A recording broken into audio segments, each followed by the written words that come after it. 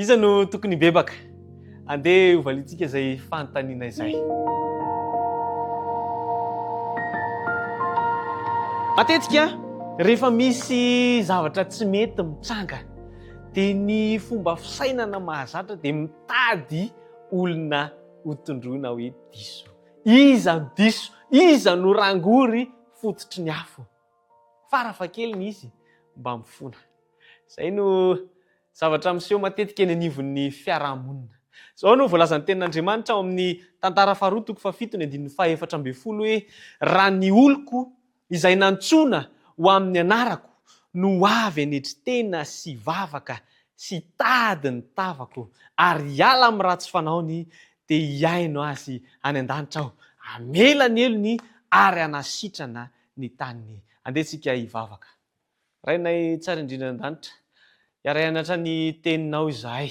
Amintona ny lesona izay nianaranay nandritry ny herinandro. Kasio ny fonay ho tonga tany lonaka anirin ny teninao. Ka mba hamoazanay be eo amin'ny fiainanay. Amin'ny anaran'i Jesosy no hanonona izany vavaka izany. Amen. Misy fepetra napetraka Andriamanitra ho an'ny olona anankiray hatongavana amin'ny atao hoe famelan-keloka. Amin'ilay toko izay andininy izay vao nijerentsika teo dia izao nataony hoe raha ny oloko. Mety misy fanontaniana izay mety hanitikitika ny sainao any hoe iza ilay oloko? Ireo olona voatendry ara-pivavahana ve? Ireo olona ao am-piangonana ve? Iza ireo oloko ireo?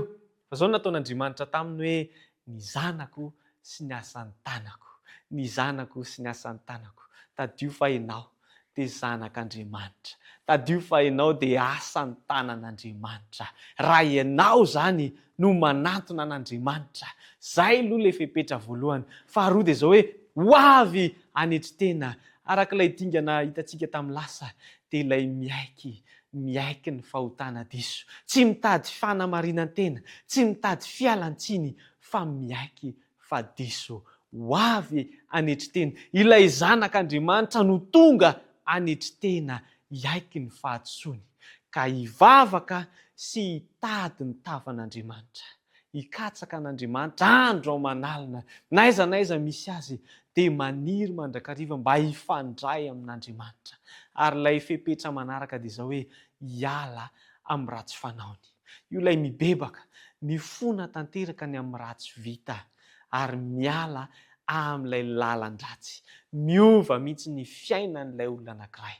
Io ilay fepetra, ilay zanak'Andriamanitra manetry teny anaty an'Andriamanitra, mitady an'Andriamanitra ary miala amin'ilay ratsy fanaony. Dia ny tohiny dia izao hoe hiaino azy Andriamanitra. Vaovao tsara ho asoanao zany. Fa ianao izay zanak'Andriamanitra, ilay asan'ny tanan'Andriamanitra, tadio fa miaino ny vavaka ataonao Andriamanitra any amin'izay toerana misy anao rehetra any. Miaino anao izy, manapaka an'ilay elanelana izay misy. Araka ny hitantsika teto tamin'ny lasa, dia ilay fahotana no ilay elanelana izay mampisaraka antsika amin'ilay pahary antsika. Amin'ny fotoana iainon'Andriamanitra anao, dia tapaka izany elanelana izany. Ka miverina indray ilay fifandraisana izay napetraka Andriamanitra. Ary faharoa dia izao hoe sady miaino izy, manaraka izany no amela ny elokao. Hitantsika teto fa ilay akanjo maloto, ilay fahotana dia diovin'Andriamanitra ary rakofany amin'ilay akanjom-pahamarinan'i Kristy.